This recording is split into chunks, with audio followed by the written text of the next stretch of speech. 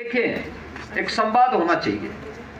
और यहाँ पे जो बात कर रहे थे हमारे जो उस समय यहाँ के प्रधानाचार्य थे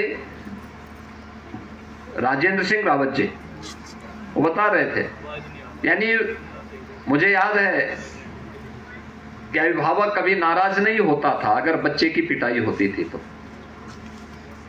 हमारे जो उस समय गुरुजन थे राजेंद्र सिंह रावत जी के हाथ में तो डंडा जरूर रहता था और वे बहुत स्ट्रिक्ट थे, लेकिन उतना ही अनुशासित भी रहते थे, उतना ही रचनात्मक भी थे। समय देते थे, पूरा समय देते थे, अतिरिक्त समय भी देते थे। बच्चों के घर में भी जाते थे, बच्चे का रिपोर्ट कार्ड भी बताते थे, नई चीजों के बारे में अवगत कराते थे। उस समय टेलीविजन नहीं था, न्यूज़पेपर भी नहीं आते थे, लेकिन देश और दुनिया में क्या कुछ हो रहा है, मॉर्निंग असेंबली यानी सुबह की जो प्रार्थना सभा होती थी उसके बारे में बच्चों को अवगत कराते थे। देश के अंदर क्या निर्णय या प्रदेश के अंदर सरकार ने क्या निर्णय लिया है, उस समय की जानकारी बताई जाती थी।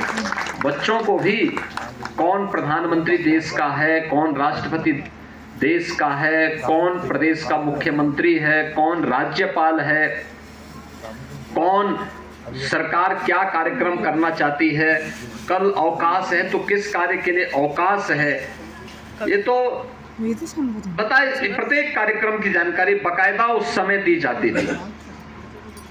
हम भी उस रचनात्मक कार्यक्रम का हिस्सा बन सकते हैं, उस अभियान का हिस्सा बन सकते हैं। राष्ट्र निर्माण की जिम्मेदारी केवल सरकार की नहीं होती है, सरकार अपनी जिम्मेदारियों का निर्वहन कर रही है, समाज भी अगर उस जिम्मेदारी के साथ जुड़ेगा तो परिणाम कई गुना आगे बढ़ सकते हैं।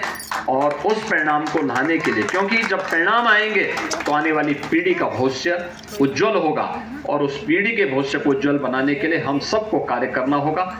और मैं तो खास तौर पर यहाँ के जो शिक्षा मंत्री हैं श्री धन सिंह रावत जी को, कि जो शिक्षा के क्षेत्र में आप कर रहे थे, आपके साथ सहयोग के लिए यहाँ पर ये फाउंडेशन भी अब आपके साथ तैयार है।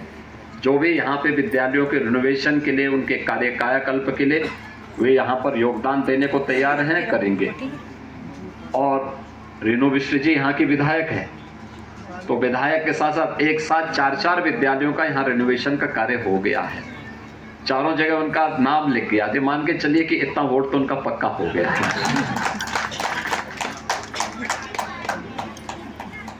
इतना वहां आएंगे, देखेंगे उनको, और समय समय पे जरूर इन बच्चों का हालचाल